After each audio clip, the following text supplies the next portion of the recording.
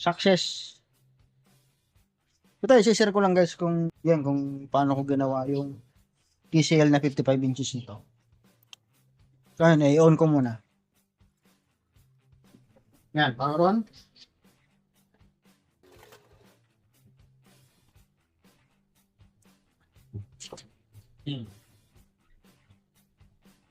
Okay. So, ito, habang nag-loading, so, ang issue nito, flickering. Meanwhile.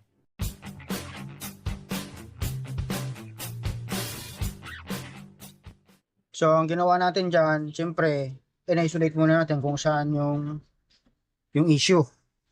Left ba or yung right side ng ating source board or top board. Ngayon, nakita natin na nasa right side yung kanyang issue.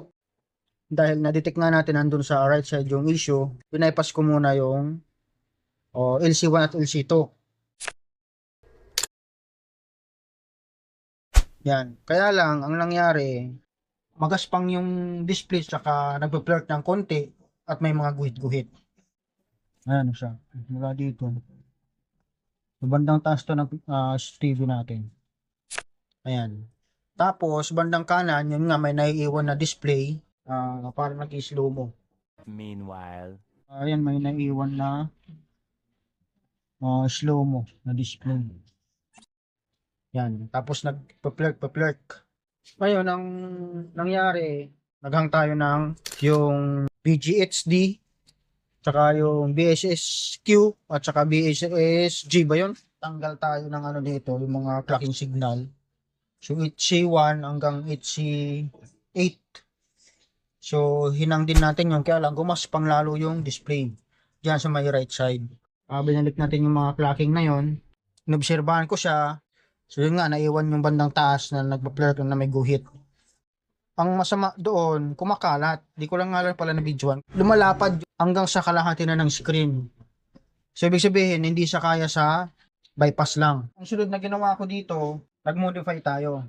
Pakita ko sa inyo, guys. Ayan, sa screen na lang pala. Na-picturean ko pala yon. So, ang nangyari, binalik ko yung VGHD at sinuplayan natin yung LC1 at LC2. Sinuplayan natin ng fixed voltage, VGH voltage. So, 25 volts. Ayan, nag-normal. Ayan guys, oh. Okay na. Ang kinis. So, parang wala lang nangyari. Ayan. Ang kinis na sa ngayon. Pata, na-obserbahan ko na. Na-obserbahan ko na naman to guys.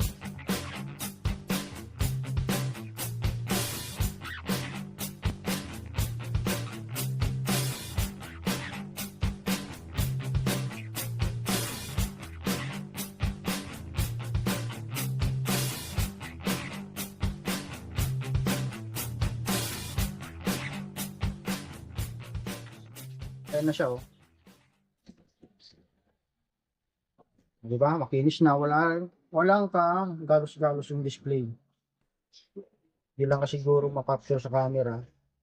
So, ang ganda ng display, parang wala lang nangyari. So, walang gaspang, walang hairlines, hindi nagpa-flirt. Yan. So, ito, sinishare ko kasi kung sakaling maka-encounter kayo ng ganitong issue, ganitong model, pag napanood nyo yung video nito, so, susundan nyo na lang. Hindi na kayo magto-troubleshoot, hindi na kayo magto-try and error. So, ayan. So, hanggang ngayon, okay pa naman siya. Eh. Ayan, okay pa naman siya. Natatakpan ko na lang at yan, sigurado matutuwa si busing nito. Okay?